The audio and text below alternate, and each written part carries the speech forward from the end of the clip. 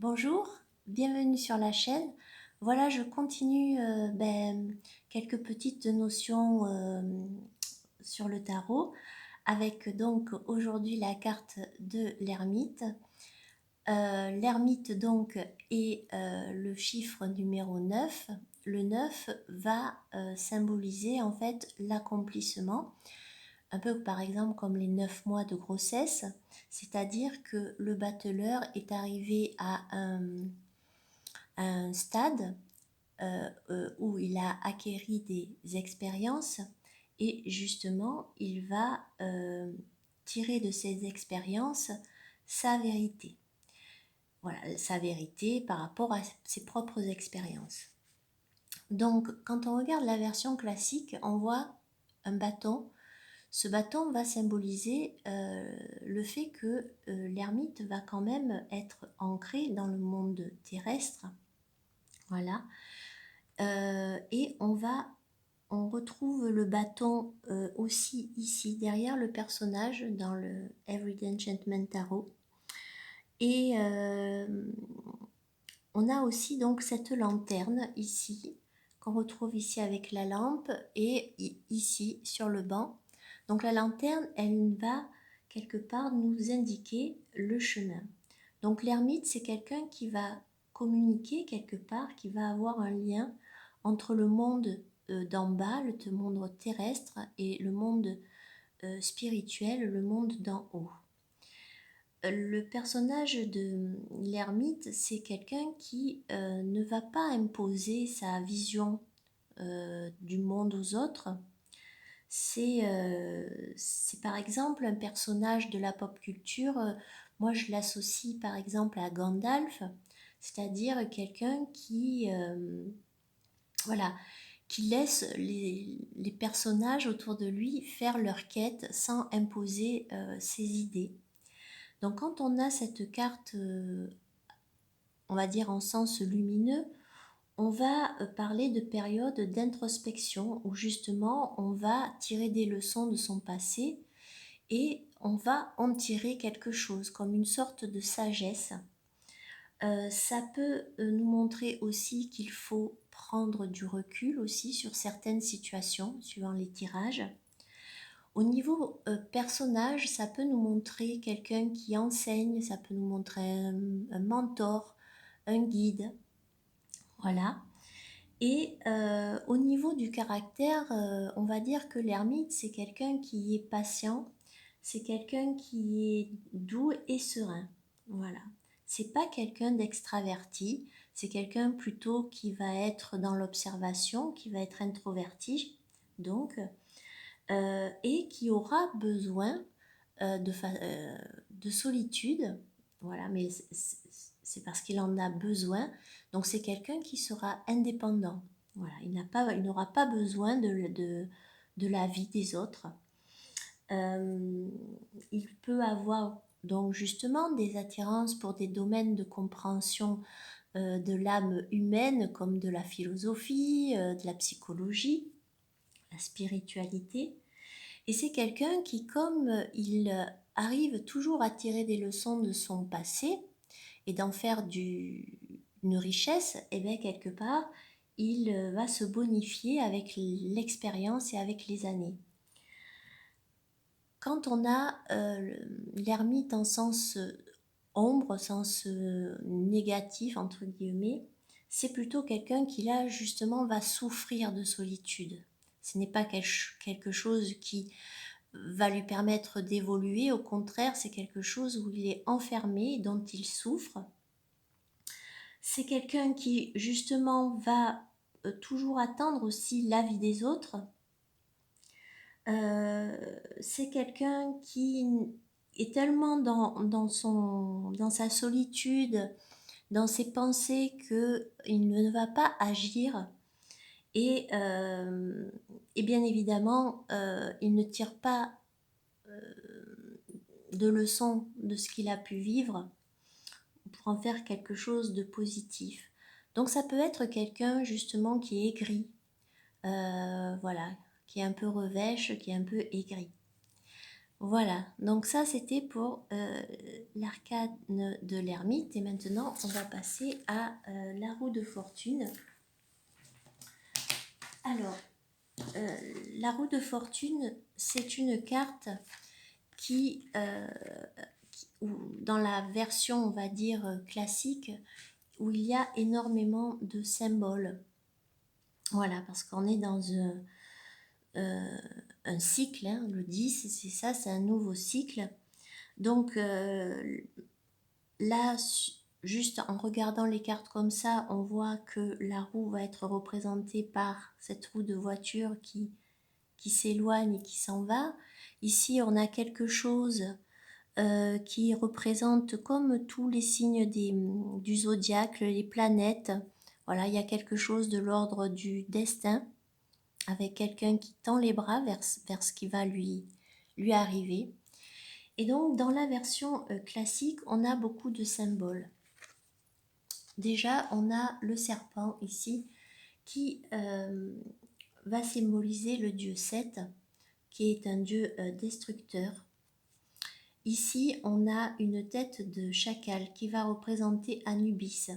Et en fait, Anubis, qui est donc dans le monde des enfers, va remonter enrichi en fait et plus sage de ses expériences. On retrouve le sphinx qui va nous parler aussi ici de ce qui est de l'ordre en fait du mystère, c'est-à-dire que c'est quelque chose que l'on ne peut pas on n'a pas encore la réponse à notre portée. C'est quelque chose voilà qui est dans l'impermanence, voilà, on n'a pas, ce n'est pas encore dans notre conscience. Donc il y a cette notion-là hein, de destinée.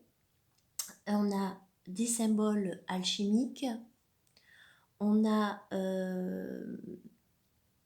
ici 8 rayons. Ces 8 rayons vont montrer le signe de la perfection, enfin le chiffre de la perfection, c'est-à-dire 4 et 4. Donc un équilibre entre le monde matériel et le monde, on va dire intérieur en soi et le monde extérieur. On voit qu'il y a 4 lettres ici. Alors il y a plusieurs façons de le voir. Donc on a tarot qui va signifier roue. On a Orat qui va signifier dire il prononce, Orat. Torah qui va signifier loi en hébreu et Hathor qui est une déesse égyptienne de l'amour. Donc en fait la loi, le monde est régi par l'amour en fait. C'est la loi de l'univers, c'est ça. On a 4 créatures présentes sur la carte.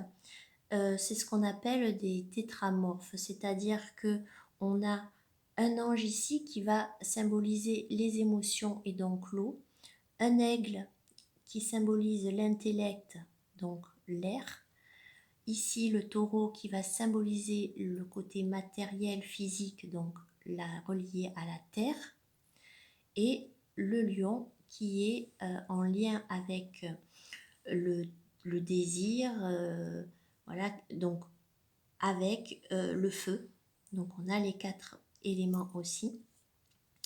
Et on se rend compte que dans l'arcane en fait du monde, on va retrouver ces tétramorphes et ils vont être beaucoup plus colorés que dans la roue de fortune, parce qu'ils auront encore bien sûr traversé d'autres choses. Donc on voit que tous les 4 créatures ici ont un livre qui vont symboliser justement l'apprentissage, le fait d'apprendre. Et les ailes, ça montre un petit peu le côté changeant des choses que l'on ne maîtrise pas. Voilà.